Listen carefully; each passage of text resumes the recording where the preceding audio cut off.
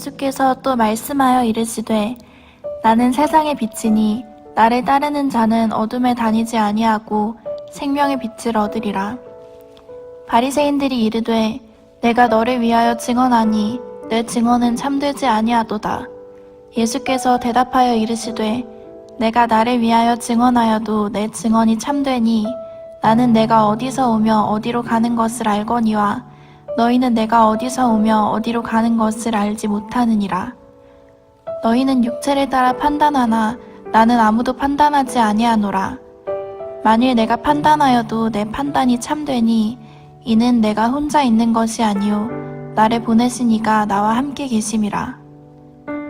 너희 율법에도 두 사람의 증언이 참되다 기록되었으니 내가 나를 위하여 증언하는 자가 되고 나를 보내신 아버지도 나를 위하여 증언하시느니라. 이에 그들이 묻되 내 아버지가 어디 있느냐? 예수께서 대답하시되 너희는 나를 알지 못하고 내 아버지도 알지 못하는도다. 나를 알았더라면 내 아버지도 알았으리라. 이 말씀은 성전에서 가르치실 때에 헌금함 앞에서 하셨으나 잡는 사람이 없으니 이는 그의 때가 아직 이르지 아니하였음이러라. 다시 이르시되 내가 가리니 너희가 나를 찾다가 너희 죄 가운데서 죽겠고 내가 가는 곳에는 너희가 오지 못하리라. 유대인들이 이르되 그가 말하기를 내가 가는 곳에는 너희가 오지 못하리라 하니 그가 자결하려는가. 예수께서 이르시되 너희는 아래에서 났고 나는 위에서 났으며 너희는 이 세상에 속하였고 나는 이 세상에 속하지 아니하였느니라. 그러므로 내가 너희에게 말하기를 너희가 너희 죄 가운데서 죽으리라 하였노라. 너희가 만일 내가 그인 줄 믿지 아니하면 너희 죄 가운데에서 죽으리라. 그들이 말하되 내가 누구냐? 예수께서 이르시되 나는 처음부터 너희에게 말하여 온 자니라. 내가 너희에게 대하여 말하고 판단할 것이 많으나 나를 보내신 이가 참되심에 내가 그에게 들은 그것을 세상에 말하노라 하시되 그들은 아버지를 가리켜 말씀하신 줄을 깨닫지 못하더라. 이에 예수께서 이르시되 너희가 인자를 든 후에 내가 그인 줄을 알고 또 내가 스스로 아무것도 하지 아니하고 오직 아버지께서 가르치신 대로 이런 것을 말하는 줄도 알리라. 나를 보내신 이가 나와 함께 하시도다.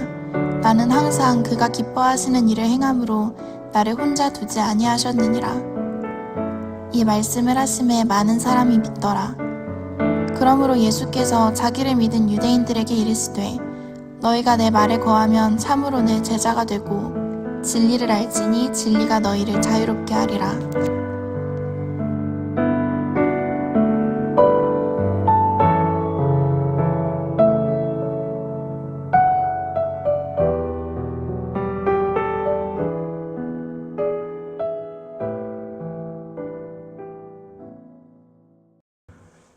오늘 좀 정신없죠?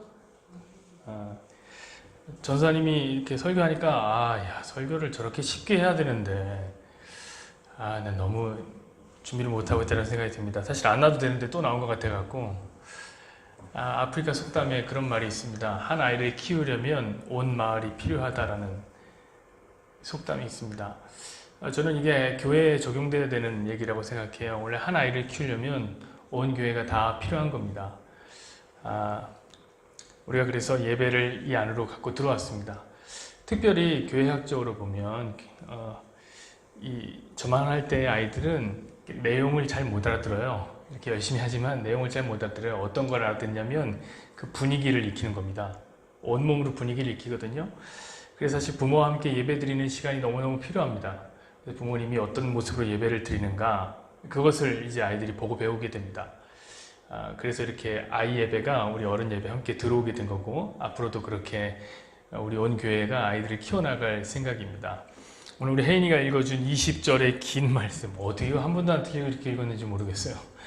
이 말씀을 중심으로 들꽃은 햇빛을 찾아 옮겨 다니지 않는다 라는 긴 제목, 긴 말씀만큼이나 긴 제목으로 함께 말씀을 나누겠습니다. 평범한 오후였습니다. 대낮에 한 남자가 손을 더듬더듬 거리면서 대로에서 지나는 차들을 세우기 시작합니다. 이 사람이 눈을 감고 있는 건 아닌데 눈을 뜨고 있어요. 그러나 앞이 보이지 않는 듯 합니다. 그런데 한순간이었어요. 한순간에 그를 병원으로 데려가야 하는 구급대원들도 그리고 그를 돌봐야 하는 간호사들도 전부 다 눈이 멀어버리게 된 것입니다. 이 내용은 눈먼 자들의 도시라는 영화의 첫 번째 장면입니다. 그리고 그 영화를 아마 여러분이 보셨다면 그들의 도시가 얼마나 끔찍한지 금방 알게 됩니다. 그것은 우리가 가끔 하는 짧은 시간 경험하게 되는 맹인 체험, 예전에 해보시지 않았어요? 눈 가리고 이렇게 아이들한테 손 붙잡고 가는 그 맹인 체험과는 차원이 다른 끔찍함이었습니다. 전부 다 눈이 멀었으니 화장실이 어딘지 몰라갖고 저마다 그냥 있는 곳에 아무데나 그냥 소변 그 대변을 보질 않나. 옷은 입었는지 안 보이니까 입었는지 벗었는지 모르고 수치를 그대로 드러내고 있고, 심지어 어떤 사람은 옆에 자기 아내가 있는데 다른 여자랑 잠자리를 하질 않나. 그 도시는 폭력과 야만이 판을 치는 차고 넘치는 도시였습니다. 자, 갑자기 찾아온 어둠이 그들을 그렇게 만든 겁니다. 여러분, 이런 사건이 현실 세계에도 있었다면 믿으시겠습니까? 1977년 뉴욕의 뉴욕 정전 사건이라는 큰 일이 있었습니다. 1977년 7월 13일부터 이틀간 지속되었는데, 당시 뉴욕의 발전소에 낙뢰가 여러 차례, 수차례 떨어졌습니다. 그 때문에 뉴욕 전체가 암흑천지가 됐습니다. 그 사건이 일어났을 때는 저녁 8시쯤 되었는데, 당시에는 이 폭염주의보가 발동될 정도로 엄청 더웠어요. 그런데 전부 에어컨이고 냉방기이고 다 멈춰버린 거예요. 그래서 어떻게 된 줄 아십니까? 사람들이 길거리로 쏟아져 나오기 시작한 겁니다. 암흑천지가 된 세상, 그리고 더워서 그 밖으로 나온 사람들 어떻게 됐을까요? 그 시민들이 전부 폭도가 되었어요. 그래서 가게들을 마구마구 약탈하기 시작했습니다. 여러분, 하루 만에 1616개의 가게가 약탈을 당했습니다. 하루 만에 1037건의 화재가 일어났습니다. 하루 만에 1억 5천만 달러. 여러분, 계산이 되십니까? 지금으로 계산해도 한 2천억 원이 넘는 거예요. 40년 전 1977년도에 1억 5천만 달러의 손해를 입힌 하루 만에 도대체 얼마나 큰 돈이었을까요? 그 사건을 중심으로 해서 놀랍게 10개월이 지난 후에 출산율이 급등했다는 걸 아십니까? 여러분, 눈먼 자들 도시와 되게 비슷하지 않나요? 이 얘기가? 어둠이 세상을 지배할 때 그 결과는 참으로 참혹한 것입니다. 여러분들, 이런 어둠에 대한 두려움은 저와 여러분과 같이 평범한 그런 범인들의 목만은 아니에요. 불교에 가면요, 선종이라는 게 있습니다. 선종, 교종 들어보셨죠? 이 선종이라는 것은 참선을 통해서 득도하는 거예요. 깨달음을 얻는 거예요. 교종이란 건 뭐냐면 가르칠 교자예요. 교리를 통해서 열심히 공부해서 깨달음을 얻는 겁니다. 그러니까 선종은 참선을 많이 하겠죠. 훈련 많이 하겠죠. 그런 선종에서 어떤 훈련이냐면 무문관 수행이라는 게 있습니다. 무문관 수행. 없을 무자. 문자. 문이 없어요. 어떤 거냐면 빗장 관자인데 관문할 때 쓰는 겁니다. 관문. 그러니까 문이 없는 관문이다. 어떻게 하냐면 사방이 막혀있는 문이 없어요. 사방이 막혀있는 곳에 들어갑니다. 지금 무문관 훈련은 어떻게 하냐면은 그냥 방 안에서 하는데 그건 사실 가짜예요. 진짜 무문관 수행은 사방이 막혀 아무것도 없는, 빛도 들어오지 않는, 틈이 없어야 돼요. 그런 곳에 사람이 들어갑니다. 음식만 가끔 넣어줘요. 거기에서 계속 그 관문을 뛰어넘는 거예요. 여러분, 선종이라는 게 어떤 거였죠? 참선을 많이 하는 스님들이라고 했습니다. 참선을 많이 해서 훈련될 대로 훈련되어 온 스님들도 여기 들어가면 어떻게 되는 줄 아세요? 금방 무너진대요. 너무너무 힘들어서. 어둠이 만들어내는 두려움이 참으로 대단합니다. 여러분, 만약 누군가가 여러분에게 1억 줄 테니까 빛이 한 개도 안 들어오는 방 안에서 한 달만 살아라, 화장실 제공, 먹을 거 제공하겠다 라고 한다면 여러분 어떻게 하시겠습니까? 한 달만 살면 1억이에요. 한 달만 살면 다 참을 수 있을 듯 하죠? 저도요. 누군가 그런 제안을 해주기만을 바라고 있어요. 근데 이런 내기를 한 사람들이 있더라고요. 미국의 한 청년들이 이런 내기를 서로 주고받았습니다. 결과가 어떤 줄 아세요? 2주도 못 버티고 나왔대요. 2주도. 소리를 지르면서 제발 나가게 해달라고, 내가 1억 줄 테니까 나가게 해달라고. 그런 일이 있었대요. 어둠이 여러분 얼마나 무서운지 아십니까? 여러분, 이 어둠에 대한 이야기는 과거에도 여전히 있었습니다. 고대나 중세만 해도 이 일식이 일어나면 사람들이 두려워했어요. 재앙으로 여겼어요. 그래서 어떻게 하면 왕들은 제사를 드려서 안 좋은 기운을 쫓아냈습니다. 기록에 보면 그때 인신제사도 같이 드렸더라고요. 얼마나 무서우면 두려움에 발발발발 떨었어요. 여러분 생각해 보십시오. 그렇다면 왜 사람들은 어둠을 무서워할까요? 그냥 똑같은 거 아니에요? 여기 다 있을 거 있는데 불만 꺼진 거잖아요. 근데 왜 이렇게 무서울까요? 그 이유는 뭐냐면 보이지 않기 때문에. 보이지 않으면 통제가 불가능해요. 그래서 무서운 거예요. 어둠 속에 있으면 어떤 위협이 내게 찾아올까? 통제 불가. 어둠 속에 있으면 내 앞에 어떤 장애물이 있을까? 통제 불가요. 여러분, 어둠 속에서 느낄 수 없는 감정이 뭐냐면 익숙함이에요. 익숙함이란 게 무엇입니까? 그것은 내가 통제를 해놓은, 안전하다라고 통제해놓은 세상에서 느낄 수 있는 경험이에요. 어둠 속에서는 그 느낌을 받을 수가 없어요. 내 통제가 안 먹혀요. 여러분, 미래가 왜 두렵습니까? 그런 의미에서 두려운 거예요. 미래는 안 보이거든요.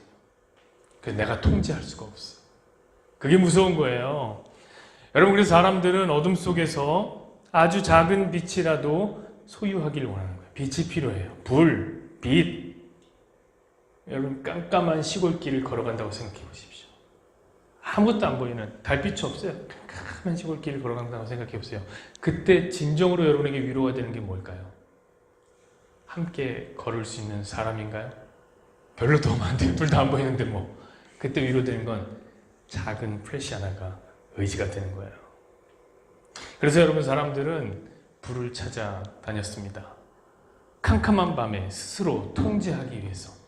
여러분, 사람이란 동물을 생각하면 가장 먼저 떠오르는 게 뭐죠? 불 아니에요? 불? 불과 사람은 뗄래야 뗄 수가 없단 말이에요. 이 오치크 노부카츠라는 사람이 이런 책을 썼는데, 호모 이그니스라는 책을 썼는데, 이 책에서 보면 사람을 이렇게 정의합니다. 사람은 호모 이그니스다. 호모 이그니스는 뭐냐면, 이그니스 라틴어로 불이라는 뜻이에요. 불사람. 불을 사용해야 하는 사람. 아니, 불이 진정으로 필요한 인간. 인간에게 불은 이렇게 소중한 겁니다. 빛은 이렇게 소중한 거예요. 그런데 오늘 본문에 봤더니 이 빛이 필요 없는 사람이 나옵니다. 아주 깜깜한 어둠 속에서도 그는 빛이 전혀 필요 없습니다. 왜냐하면 그분이 빛이기 때문에 그래요. 나는 세상의 빛이라. 오늘 한 절씩 살펴보죠. 우리 전사님이 이렇게 쉽게 설교하고 나갔는데 안타깝게 오늘 설교는 좀 어렵습니다. 그래서 저는 여러분을 믿습니다. 따라가 보십시다. 12절, 예수께서 또 말씀하여 이르시되 나는 세상의 빛이니 나를 따르는 자는 어둠에 다니지 아니하고 생명의 빛을 얻으리라. 여러분, 예수님은 자신을 가리켜서 나는 세상의 빛이라 라고 말씀하셨어요. 덧붙여서 말씀하시기를 그러므로 나를 따르는 자는 어둠에 다니지 않고 생명의 빛을 얻으리라 라고 얘기했어요.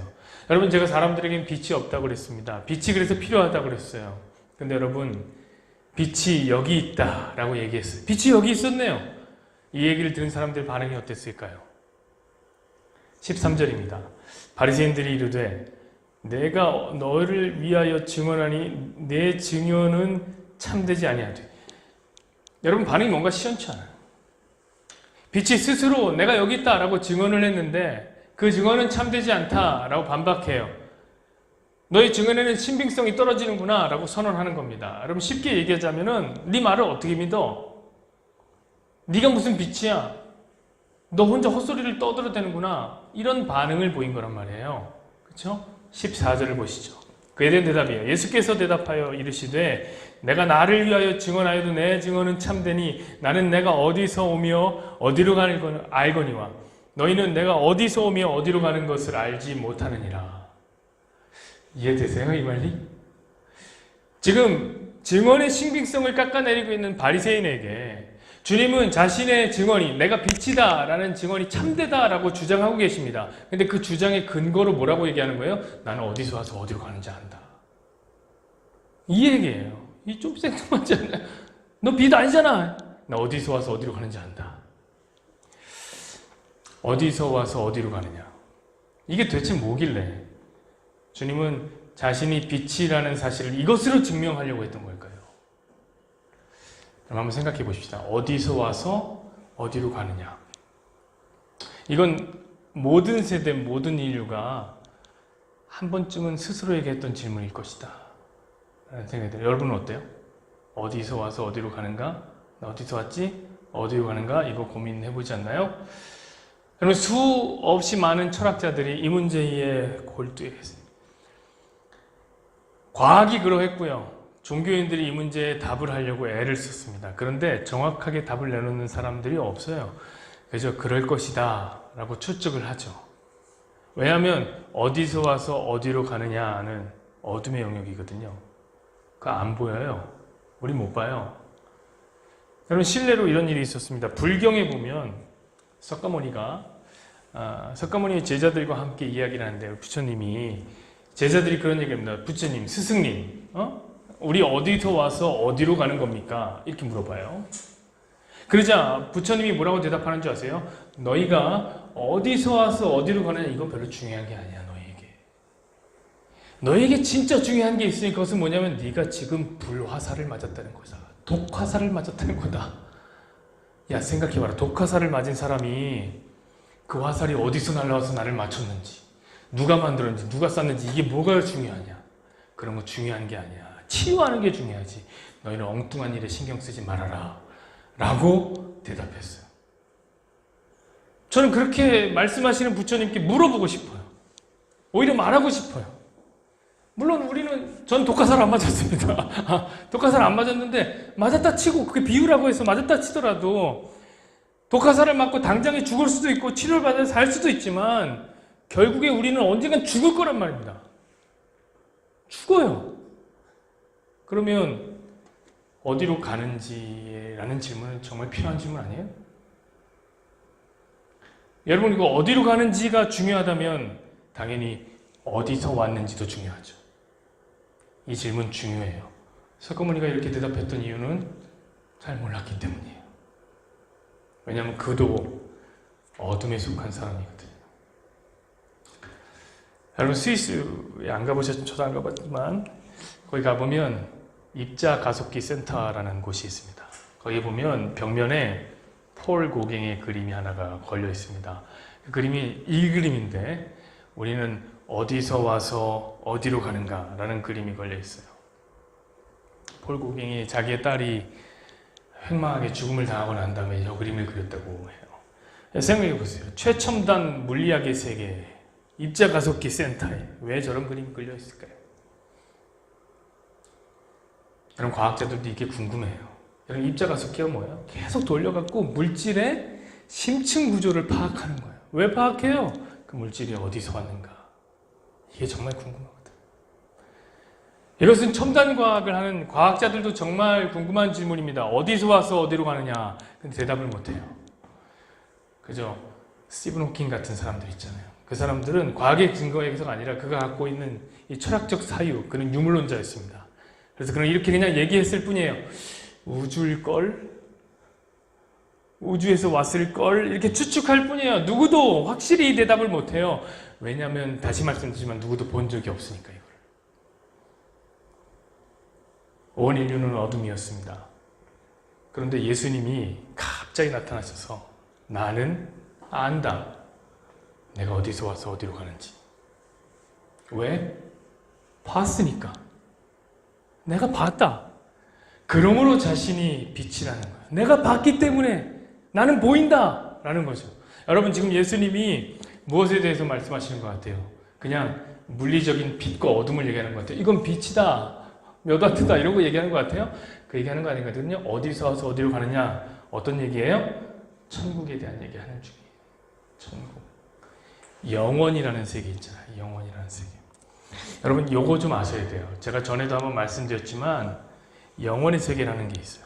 여기에는 시간과 공간이 없습니다. 그림 한번 보여주실래요? 보셔요. 여러분, 시간과 공간은 언제 생겼냐면 창조 당시에 생긴 겁니다. 방금 전에 보여드렸지만 창세기 1장 1절에 이렇게 기록되어 있어요. 태초에 하나님이 천지를 창조하시니라. 자, 그러니까 그때 천지가 생긴 거예요. 공간이 생긴 거예요. 그 안에 물질이 생겼습니다. 여러분, 그리고 모든 물질은 끊임없이 운동합니다. 모든 물질은 아까 그 입자 가속기로 돌리면요, 이런 거요? 죽어있는 것 같고 안 움직이는 것 같지만 다 움직여요. 이 안에 전자가 계속 운동을 합니다. 그래서 썩는 거예요. 가만히 냅두면. 저희들도 다 썩는 거예요. 이 안에서 계속 운동하는 겁니다. 모든 물질은 끊임없이 운동해요. 운동한다는 말이 뭐죠? 시간이 흘렀다는 거잖아요. 여기서 이만큼 움직이면 시간 가는 거잖아요. 여러분, 모든 물질은 시간을 포함하고 있는 개념이에요. 근데 여러분, 영혼이라는 세계는 성경에 봤더니 움직이지 않는데요.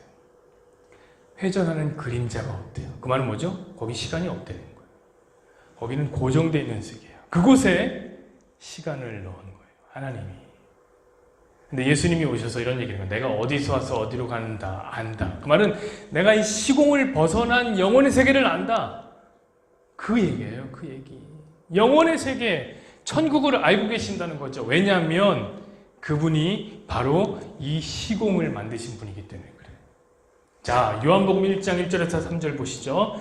태초에 말씀이 계시니라. 이 말씀이 하나님과 함께 계셨으니 이 말씀은 곧 하나님이시니라. 그가 태초에 아직 시간이 안 만들어졌을 때 하나님과 함께 계셨고 만물이 그로 말미암아 지은 바 되었으니 지은 것이 하나도 없이 그가 없이는 된 것이 없느니라. 여기서 말씀하시는 말씀이 뭡니까 도대체? 말씀. 바로 예수님이에요. 예수님이. 여러분, 예수님의 몸은, 이 몸뚱아리는 2000년 전에 시간 속에 잠시 머물렀지만 그럼 그분의 존재도 2000년에 잠깐 머무른 것이냐? 그건 아니라는 거예요.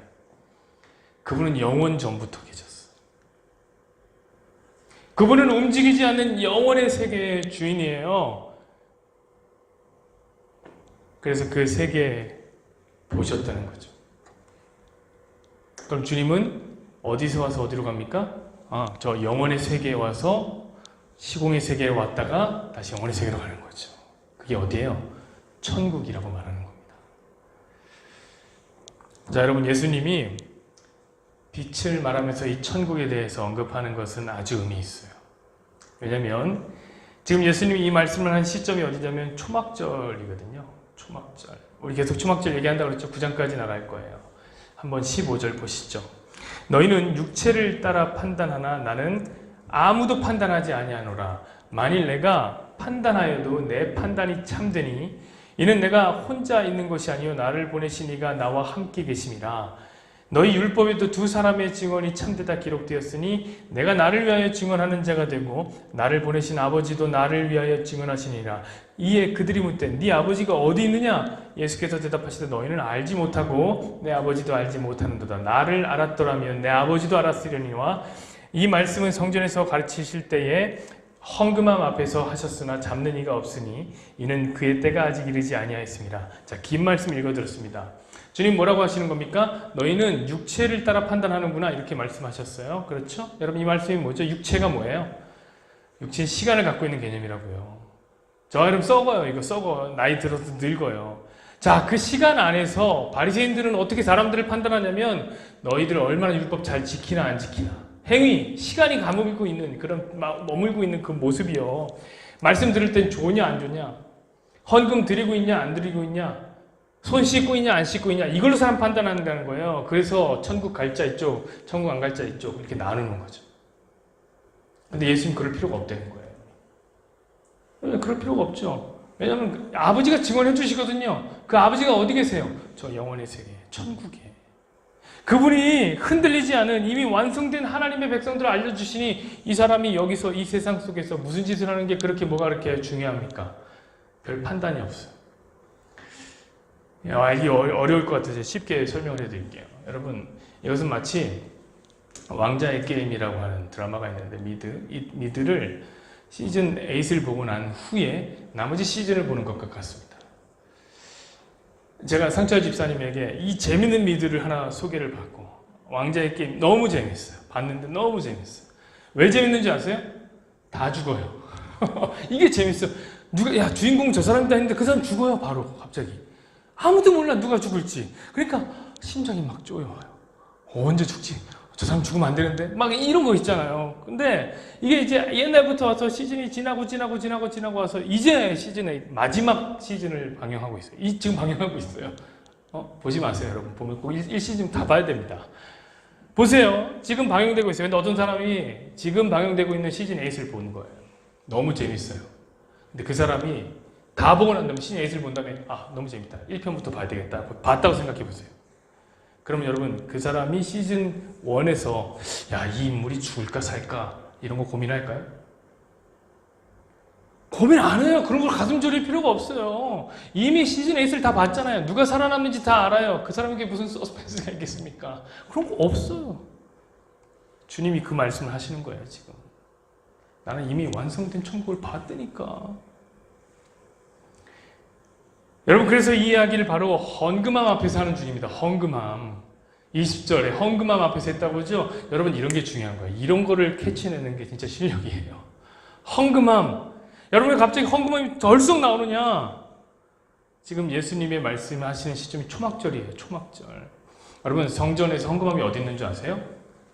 어디 있냐면 바로 여인의 뜰이라는 데 있습니다. 한번 넘겨줘 보실래요? 여기 제가 쳐놨죠? 이게 성전인데 이 밖에는 뭐냐면 이방인의 뜰이에요. 여기는 이방인들 여기까지밖에 못 들어와요. 이 안에 들어오면 여인의 뜰이라는 데가 있어요. 여인의 뜰에는 여자가 여기까지밖에 못 들어와요. 유대인 남자들은 아무데나 다 들어갈 수 있습니다. 저기 여인의 뜰에 뭐가 있냐면은 헌금함이 13개 있어요. 13개. 그리고 그 여인의 뜰에서 초막절이 되면 어떤 일이 있냐면 아까 우리 전사님 여기 보여준 거 기억나요? 다음 넘겨줘 보실래요? 이게 여인의 뜰인데 이렇게 촛대를 4개를 세워요. 각 모퉁이에. 그리고 불을 밝히는 거예요. 여러분, 지금 이 이야기가 우리가 계속 공부하고 있는 초막절의 마지막 행사인 3번째 행사인 뭐냐면 초를 켜는 행사란 말이에요. 그래서 일부러 장소를 헌금함이라고 강조하신 거예요. 자, 초막절 당시의 그림을 머릿속으로 그리게 하는 거죠. 이 머릿속으로 그려보세요. 저게 초막절의 행사예요. 더 그려볼까요? 여러분, 초막절에 보면 여인의 뜰에 불이 꺼지지 않도록 초를 붙이기 시작합니다. 그뿐만이 아니에요. 어떤 랍비의 증언에 의하면은 이 초막절이 되면 예루살렘 성이 밤에도 대낮과 같았다 라고 설명했어요. 저 4개 켜서 되겠습니까? 안 돼요. 곳곳에 사람들이 불을 켜기 시작하는 거예요. 초를. 특히 40m가 넘는 거대한 촛불 2개를 예루살렘 성 가운데 세웠는데 그 성이 엄청나게 밝아서 예루살렘 성 전체를 밝혔다고 해요. 여러분, 그럼 왜 초막절에 불을 켰을까요? 그게 천국이기 때문이에요. 제가 얘기했죠. 초막절은 천국을 나타내는 절기다. 그럼 요한계시록 22장 5절 보시죠. 다시 밤이 없겠고 등불과 햇빛이 쓸데없으니 이는 주 하나님이 그들에게 비치심이라 그들이 세세토록 왕노릇하리로다. 여러분, 계시록은 뭐죠? 성경의 제일 마지막 책입니다. 그 중에서도 22장은 뭐죠? 성경의 가장 마지막 장입니다. 그 마지막 장에 앞으로 다가오게 될 천국은 이런 거야를 가르치는데 천국에 뭐가 없다고 합니까? 밤이 없어요. 어둠이 없어요, 거기는. 그래서 등불과 햇빛도 필요 없어요. 왜죠? 하나님이 우리의 빛이 되기 때문이다 라고 얘기하는 거예요. 자, 그보다 한 장 앞에 보면 21장 23절인데요. 보세요. 그 성은 해나 달의 비침이 쓸데없으니 이는 하나님의 영광이 비치고 어린 양이 그 등불이 되심이라. 여러분, 초막절에 왜 불 켰는지 알겠죠? 왜 초를 켰는지 알겠죠? 그게 천국을 보여주는 절기이기 때문에 그런 겁니다. 그래서 예수님이 그들 앞에 나타나서 처음으로 던진 메시지가 뭐예요? 바로 이거예요. 내가 세상의 빛이다. 초막절이니까. 너희가 초막절에 불 켜고 난리를 치는구나. 밝게 해달라고 난리 치는구나. 좋다. 내가 그 초막절의 중심 핵심이다. 내가 천국이다. 여러분, 이제 왜 내가 어디서 와서 어디로 간다라고 말했는지 아시겠죠? 그 말이 왜 나는 세상의 빛이라는 말이 근거가 되는지 아시겠어요? 둘 다 천국을 나타내는 말이에요. 천국을 얘기하는 거죠. 너희는 어둠이라 한 치 앞도 못 보지? 그래서 천국으로 못 가지만 천국에서 와서 천국으로 가는 나는 세상의 빛이다. 나 다 봤어. 천국으로 가는 거야. 그런 말을 다소 생뚱맞지만 한 겁니다. 그럼 우리가 몰라서 그렇지 그 말이 정확한 근거예요. 정확한 근거. 여러분 오늘 본문의 머릿속에 그려져야 됩니다. 21절 보시죠. 다시 이르시되 내가 가리니 너희가 나를 찾다가 너희 죄 가운데서 죽겠고 내가 가는 곳에는 너희가 오지 못하리라. 여러분 주님은 다시 그 영원한 나라 천국으로 가시리라 말씀하십니다. 그렇죠? 그런데 바리새인들은 천국에 못 들어온다고 하세요. 그건 저 영원한 나라에 이미 정해져 있는 거예요. 보세요. 어떤 단서가 있습니까? 너희는 나를 찾다가 라고 말하는 단서가 있어요. 그 말은 뭐죠? 그들이 찾는다는 거예요. 예수님도 찾고 천국도 찾지만 바리새인 너희는 그곳에 들어갈 수 없다. 왜? 천국에 완성되어 있기 때문에 못 들어와. 여러분 그러니 천국을 찾고 사모하고 갈망하면 갈 수 있다는 말은 다 거짓말입니다. 어떤 사람은 교회 열심히 다니고 헌금 열심히 하면 천국이 예수님이 가련하게 생각했어. 불쌍하다. 그래서 보내주는데요. 아니에요. 여러분 지금 예수님이 어디 서 계세요? 성전의 헌금함 앞에 서 계신단 말이에요. 여러분 그렇다면 그 성전에 누가 제일 많이 들어가는 줄 아세요? 바리새인들이 제일 많이 들어가요. 그 헌금함에 누가 돈을 제일 많이 넣는 줄 아세요? 바리새인이에요. 바리새인은 자신의 수입의 10의 3조를 하나님 앞에 드렸단 말이에요. 엄청나게 드렸어요. 그러나 그들은 못 들어간다. 왜? 영원의 세계에 그들의 이름이 없기 때문에. 여러분 이 말씀은 거듭거듭해서 말씀드려도 입이 안 아픈 말씀이에요. 여러분 그래서 구원은 스스로 쟁취할 수 없다는 거예요. 오직 하나님의 은혜로, 하나님의 선물로, 하나님의 선택으로 얻게 되는 것입니다. 주님이 지금 그것을 설명하는 중이에요. 22절 보시죠. 유대인들이 이르되 그가 말하기를 내가 가는 곳에는 너희가 오지 못하리라 하니 그가 자결하려느냐. 여러분 이 이야기를 들으면 이런 생각이 드시나요? 혹시 이거 약간 내가 데자뷰를 보는 것 같은데 이거 많이 어디서 본 것 같아 라는 생각이 드신다면 여러분은 말씀을 들을 때 집중을 좀 하신 겁니다. 이 말씀이 어디 나왔냐면 바로 7장에 나와요. 한번 보세요. 7장 34절 너희가 나를 찾아도 만나지 못할 터이요 나 있는 곳에 오지도 못하리라 하시니 이 유대인들이 어떻게 해요? 서로 묻되 이 사람이 어디로 가기에 우리가 그를 만나지 못하리요? 헬라인 중에 흩어져 사는 자들에게 가서 헬라인을 가르칠 터인가? 이렇게 얘기합니다. 여러분 7장에서도 예수님 똑같이 유대인들에게 말씀하세요. 나 간다. 너희 나 있는데 못 온다. 그래서 유대인들이 이렇게 얘기했어요. 선교를 가시나? 왜 내가 못 보지? 이런 생각을 했어요. 근데 8장에 똑같은 예를 유대인들에게 했어요. 그때 유대인들이 도대체 어딜 가길래 내가 못 가나? 자교를 하려나? 이렇게 반응을 하는 거예요. 여러분 어떤 분들은 이런 얘기를 하더라고요. 유대인들은 하도 천국 가는 걸 확신해 갖고 자살을 하면 천국 못 가니까 지옥 가니까 자기가 못 가는 곳 어디? 지옥. 그러니까 자살을 하려나? 내가 왜 못 가는 곳에 가시지? 이렇게 얘기한다고 하는데 여러분 그런 증거는 없습니다. 그건 좀 과한 해석이에요. 율법 어디를 봐도 자살한다고 지옥 가는 얘기는 없습니다. 그렇다고 여러분 자살하라는 말 아니고요. 절대 안 돼요. 다만 자살에 대한 판단은 어느 민족에게나 다 부정적이죠. 그렇죠? 지금 유대인들은 예수님의 준엄한 복음의 메시지가 장난처럼 들리는 것 같아요. 약간 비아냥거리는 거예요. 자살을 하려나? 23절, 24절 보시죠. 예수께서 이르시되 너희는 아래에서 났고 나는 위에서 났으며 너희는 이 세상에 속하였고 나는 이 세상에 속하지 아니하였느니라. 그러므로 내가 너희에게 말하기를 너희가 너희 죄 가운데서 죽으리라 하였노라. 너희가 만일 내가 그인 줄 믿지 아니하면 너희 죄 가운데서 죽으리라. 여러분 비아냥거리는 유대인들을 향해서 주님은 오래 참으세요. 저는 비아냥거리는 게 너무 싫어요. 누가 비아냥거리면 톡 쏴요 저도. 그런데 주님은 오래 참으세요. 복음 전해주는 거예요. 얘들아 나를 믿지 아니하면 너희 죄 중에서 죽을 거야. 여러분 이것이야말로 복음 중의 복음 아닙니까? 여러분 우리는 세상에 속한 자예요. 성경은 이 세상을 뭐라고 그랬는지 아십니까? 어둠이라고 표현했습니다. 같은 성경 요한복음 1장 5절 보시죠. 빛이 어둠에 비치되 어둠이 깨닫지 못하더라. 예수님이 이 세상에 오신 사건을 성경은 뭐라고 했냐면 빛이 어둠에 비쳤다라고 표현한 거예요. 여러분 우리는 어둠에 속해서 어디로 가야 되는지 몰라요. 눈만 감아보세요. 여러분 어디로 가야 될지 어떻게 하냔 말이에요.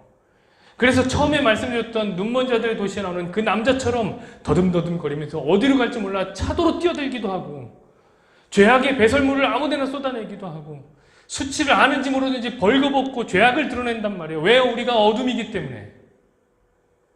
그때 필요한 건 여러분 빛이에요.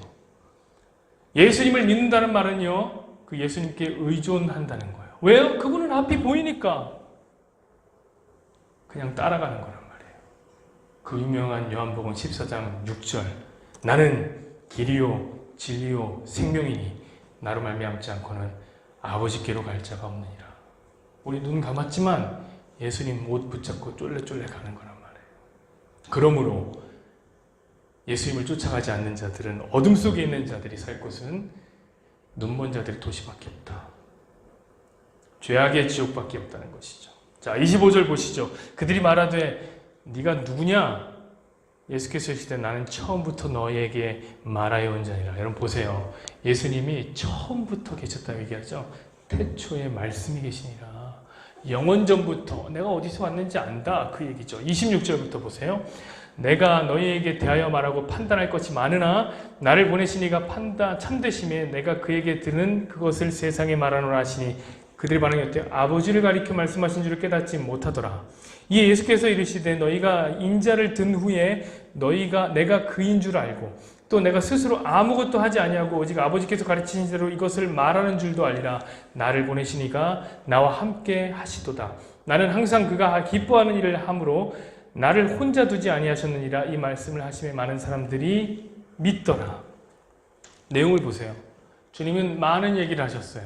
근데 주님은 아셨어요. 뭘 하신 줄 아세요? 얘네가 못 알아듣는구나. 어떤 얘기를 해도 못 알아듣는다는 것을 아세요. 이러면 진짜 주님 마음이 어떠실까? 여러분, 그럼에도 주님은 제대로 깨닫고 있지 못하는 자들에게, 유대인들에게 그저 아버지가 시키는 이야기를 하시는 거예요. 여러분, 예수님은 이 땅에 자기 마음대로 오신 분이 아니에요. 하려고 오신 분이. 주님이 하나님 시키는 대로 하기 위해서 왔어요. 그것이 뭐예요, 여러분? 그 본문에 나오잖아요. 하나님 시키는 일 뭘 하기 위해서 왔어요? 인자를 드는 일이요. 이거. 여기서 인자가 누구예요? 예수님이죠. 드는 건 뭐예요? 십자가. 그 십자가에 대한 이야기를 하시니 지금까지는 잘 못 알아듣던 사람이었는데, 그렇죠? 잘 못 알아듣던 사람이 어떻게 해요? 믿음을 갖기 시작하더라. 여러분, 이게 제게 위로였어요. 제가 오늘 메시지가 어렵다고 그랬죠? 오늘 메시지가 어려워요. 빛과 어둠, 영혼과 시, 공간, 천국과 지옥, 믿음과 죄 등의 수없이 많은 은유와 비유가 이 도가니탕으로 섞여 있어요. 이 본문 안에. 그러니 어려울 수 있어요. 오늘 어쩌면 설교를 듣고 있는 여러분들도 이 본문 안에 있는 유대인들처럼 갈피를 못 잡는 분들도 있으리라 생각됩니다. 그럼 어떻게 하면 되느냐? 유튜브 설교를 많이 들으세요. 계속 들으세요. 그러면 이해가 될 거예요. 그러나 유튜브가 없다. 여전히 우리 조회수가 50을 넘을 수 없다. 그럼에도 불구하고 우리에게 소망이 되는 이야기가 있어요. 그건 뭐냐면 이 이야기만큼은 어렵지 않은 이야기가 있는 거예요. 이 이야기만큼은 듣기만 해도 눈물이 핑 도는 이야기가 있는 거예요. 여러분, 이 세상 이야기들을 다 살펴보세요. 어떤 이야기가 변함이 없이 진실하고 관점 사이에서 충돌 없이 들을 수 있는 이야기가 있겠냐마는 이 이야기만큼은 시간과 공간과 관점을 뛰어넘는 이야기가 있어요. 바로 예수님이 나 대신 십자가에 죽었다는 이야기. 예수를 땅에서 들려 올려야만 했다는 이 이야기. 혹시 오늘의 이야기가 좀 어려웠다면 여러분 가슴속에 이 이야기만 콕 품고 가셔도 좋습니다. 예수님이 나 살리려고 십자가 지셨다. 여러분, 성경은 마치 깔때기 이론과 같아서 어떤 이야기를 짜내도 결국 이야기로 나와요. 이것만 갖고 가셔도 좋습니다. 말씀 맺죠, 여러분. 31절, 32절 보겠습니다.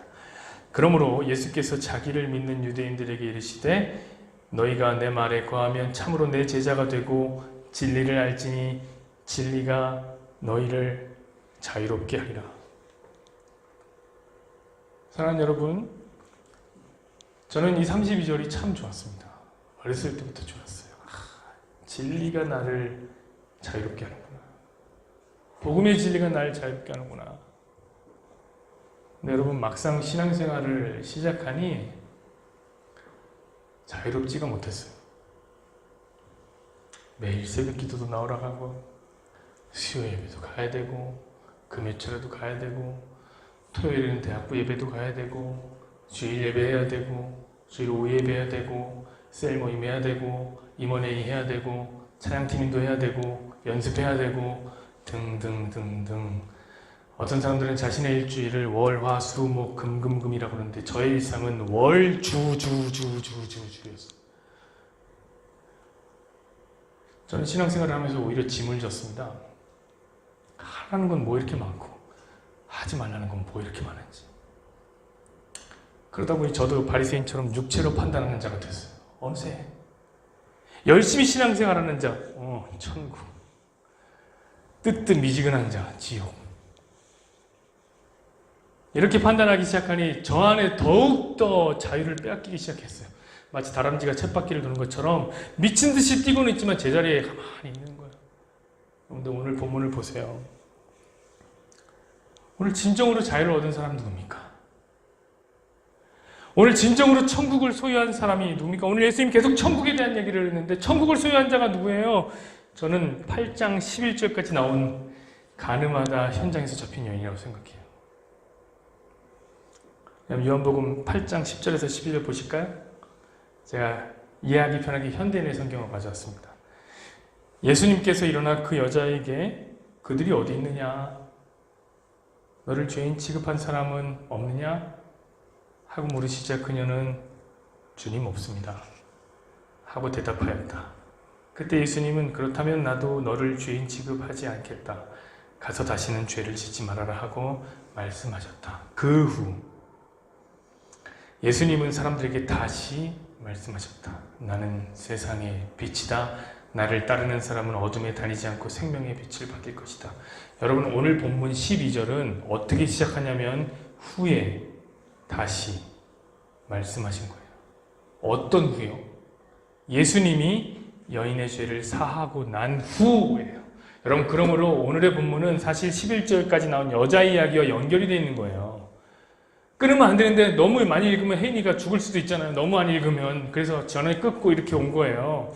여러분 가늠하다 현장에서 붙잡혀 죽을 수밖에 없게 된 여인이 아무 공로 없이 죄사함을 받은 장면이 나왔습니다.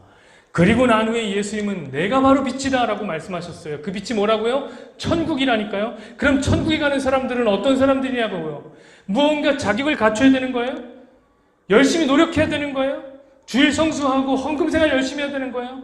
육체의 판단으로 흠이 없는 자여야 하냐 말이죠. 아니라는 거예요. 그냥 용서받은 자예요. 제가 가늠하다 잡힌 여인이 어떻게 용서를 받았다고 했습니까? 예수님이 그 여인의 간음죄를 대신 짊어지고 그 여인 대신 침뱉음 당하고 손가락질 당하고 돌 맞고 십자가를 짊어졌기 때문이라고 했잖아요. 그냥 용서받은 거예요. 아무 공로 없이. 은혜로 말이에요. 그게 빛이. 그게 진리예요. 그러니 그 무엇이 은혜 받은 자의 자유를 가로막냔 말이에요. 마치 들에 있는 꽃을 생각해 보십시오. 들꽃이 피어 있습니다. 그들은 아무 공로 없이 햇볕에 생명력을 공짜로 부여받습니다. 우리도 마찬가지예요. 우리도 예수님의 생명력을 부여받아서 살아요. 여러분 그 어떤 꽃이 어떤 들꽃이 내가 햇볕을 찾아 내가 옮겨 다녔다. 그래서 내가 햇볕을 받았다라고 말할 수 있단 말이에요. 그런데 들꽃이 까부는 거예요. 내가 햇볕 찾아왔다. 내가 어둠을 물리쳤다. 내가 촛불 켜서 나 살았다. 여러분 생각해 보십시오. 하나님 앞에서 우리가 햇볕 아래 들꽃보다 나은 존재입니까? 여러분 햇빛은 들꽃에게 생명력을 제공하지만 그래도 햇빛이 들꽃을 만든 건 아니에요. 그렇죠? 근데 우리는 달라요. 우리는 하나님에게 생명력을 공급받지만 우리는 그 하나님의 피조물이에요. 그분이 우리의 창조주시라고요. 여러분 그럼에도 어디 하나 문자에 들꽃이 햇볕을 향해서 대들었다는 문자 보셨습니까? 들꽃이 햇빛을 향해서 손가락질에 따라 문자 보셨습니까? 그런데 우리는 늘 하나님을 멀리 떠나. 가늠한 여인처럼 다른 생명력이 내 인생에 없나? 이리저리 기웃기웃 거린단 말이에요. 그럼에도 하나님은 당신이 택한 백성인 들꽃 같은 우리에게, 아니 들꽃만도 못한 우리에게 오늘도 빛을 비춰주십니다. 무엇이 여러분을 속박합니까? 이 은혜의 진리가 여러분에게 제공하는 자유를 가로막을 수 있는 것이 도대체 무엇이죠? 사랑하는 여러분, 지금도 쏟아지는 진리의 빛 안에서 자유를 누리십시오. 그 빛이 여러분을 영원한 나라로 인도하실 겁니다. 하나님 사랑 변치 않는다. 하나님 사랑 변치 않는다. 세상 나변하고 날 버린다 해도 하나님 사랑 변치 않는다. 하나님 내 길 인도하신다. 하나님 내 길 인도하신다. 나의 가는 길 다 주님께 있으니 하나님 내 길 인도하신다.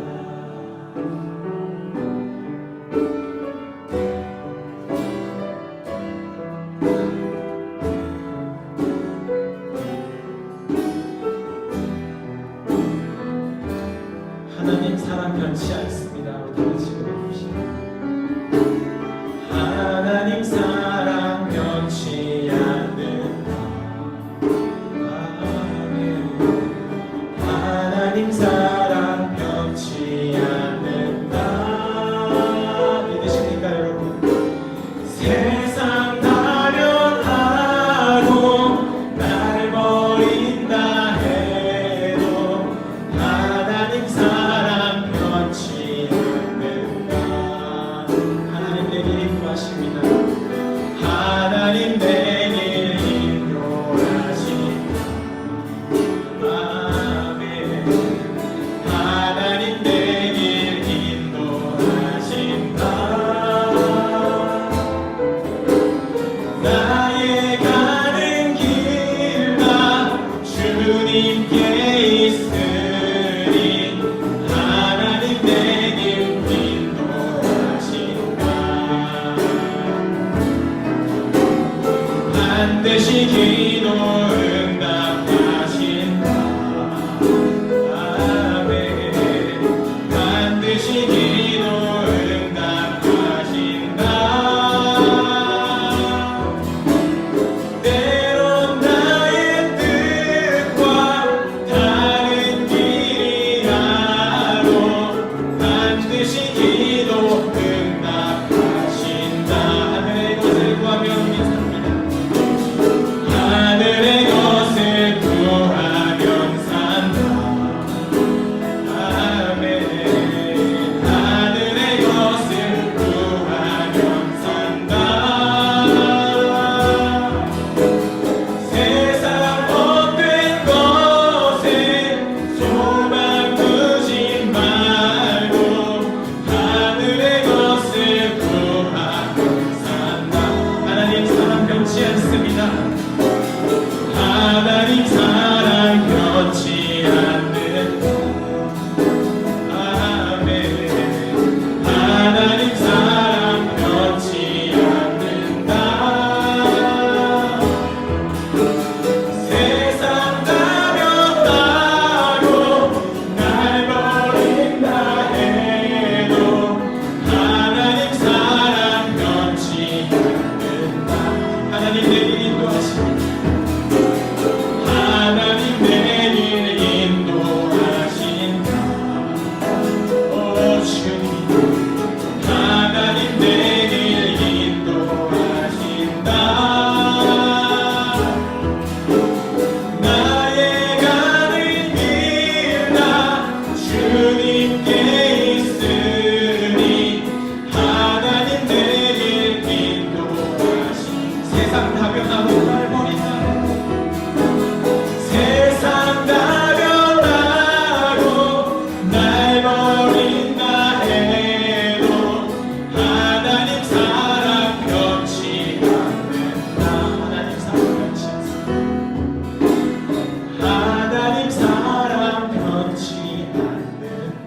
우리 마음을 열어 고백합시다.